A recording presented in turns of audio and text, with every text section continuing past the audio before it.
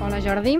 Hola, Julià. Està entre nosaltres el Jordi, que com deia, doncs, ell té bastanta carrera en aquest sentit, és actor i director d'interpretació, és llicenciat en dramàtic a l'Institut del Teatre i, a més, doncs, és coach actoral i professor al Col·legi del Teatre de Barcelona.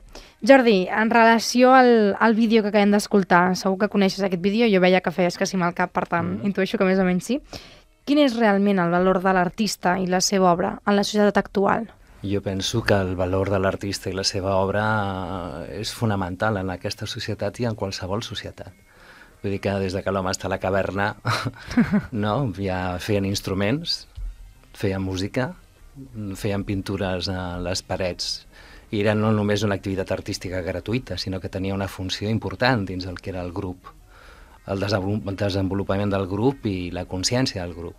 Si a les cavernes, que el fet de menjar era el més important, ja existia tot això, quin sentit pot tenir això en la nostra societat, que estem ja molt lluny d'aquesta necessitat primària, no?, de cobrir necessitats alimentícies i de subsistència. Jo penso que l'art és fonamental a la nostra cultura, com ho ha estat a totes les cultures i a totes les èpoques. No pots entendre el Renaixement sense veure Miquel Àngel o Leonardo, no pots entendre el barroc sense veure Bernini, no pots entendre tota la història de la humanitat sense veure com s'ha manifestat a través de l'art. I tot i així s'està perdent una mica actualment, pot ser? O està canviant? Jo no crec que s'estigui perdent una mica. El que passa és que sí que és veritat que lo crematístic ha agafat molta importància, però inclús lo crematístic, el fet de guanyar diners, depèn també de totes aquestes activitats artístiques, no? El cinema influencia tot el que és la publicitat, no? Influencia tot el que és la nostra cultura, la nostra manera de viure, la nostra manera d'estimar, la nostra manera de relacionar-nos. Molts cops coneixes algú i l'estimes amb una música determinada, no?, en un lloc determinat, en un entorn determinat. És a dir, que l'art ocupa tota la nostra existència. Tot i que es trivialitzi, segueix sent això, i és el fruit de que algú ha anat lluny amb una recerca. I aquesta recerca permet després que tothom es pugui alimentar d'això. Tu ets actor i ajudes a altres actors, si no m'equivoco. Sí. Des de la teva experiència personal, quins diries que són les necessitats d'un actor que demana els serveis d'un coach artístic?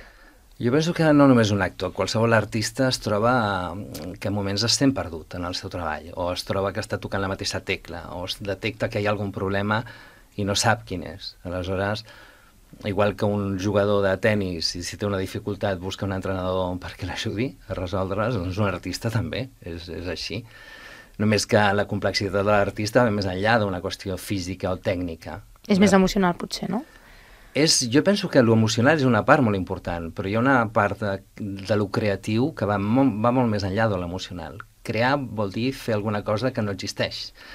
Per tant, hem d'anar a un lloc que no coneixem, i això és terrible. Això és terrible, vull dir que l'artista quan crea alguna cosa va a un lloc desconegut i en aquest procés molts artistes es senten insegurs, es senten perduts. I la por, no? Exactament. Quines eines ofereix aquesta disciplina del coach artístic? Bueno, el coach artístic va en funció de la necessitat de la persona que demana, no? Hi ha gent que té dificultats tècniques, aleshores es tracta de donar solucions tècniques. Hi ha gent que té bloquejos de tipus físico-emocional i això implica un altre tipus de treball o bloquejos de tipus psicològic també, no? Però bàsicament el que intentes és donar-li els estris a aquell actor o a aquell artista perquè pugui desenvolupar la seva activitat sense aquest punt de bloqueig, no? O sigui, ajuden a crear un artista, no? Ajudes a desenvolupar les qualitats que aquella persona té, però evidentment en funció de la persona que tens al davant. No crees un Frankenstein, sinó que intentes ajudar la persona que tens al davant. És aquesta la funció que tens com a coach.